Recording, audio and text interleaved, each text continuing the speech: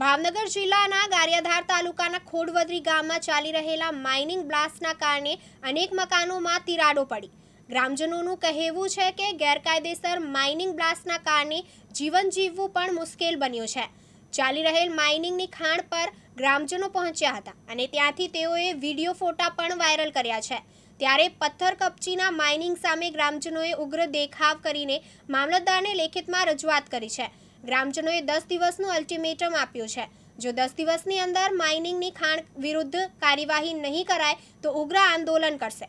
આ બાબતે સ્થાનિક ગારિયાધારનું પ્રશાસન અને ભાવનગર ખાણ ખનીજ વિભાગને ગ્રામજનોએ જવાબદાર ઠેરવ્યું હતું।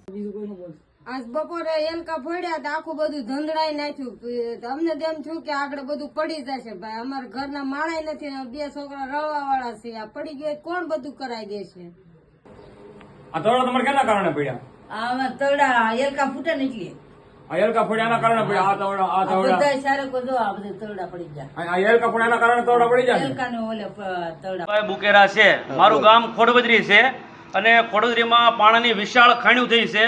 ગૌશરણની 1% જમીન નથી રહી, બધા ગૌશરણમાં ખાણ્યું છે અને અત્યારે એવા મોટા બ્લાસ્ટ થાય છે કે આખું ગામ ધરતી કબજો માહોલ થઈ જાય છે, છોકરા બી જાય છે અને અડકે પડકે વાડીઓવાળાને તકલીફ થાય। મોટી મોટી ખાણ્યું થઈ ગઈ છે, આ મોટી ઓફિસ જેવડી ખાણ્યું થઈ છે, એમાંથી પાણી સીધું જમીનમાં આવે છે, જમીનમાં કોઈ પાક થતો નથી।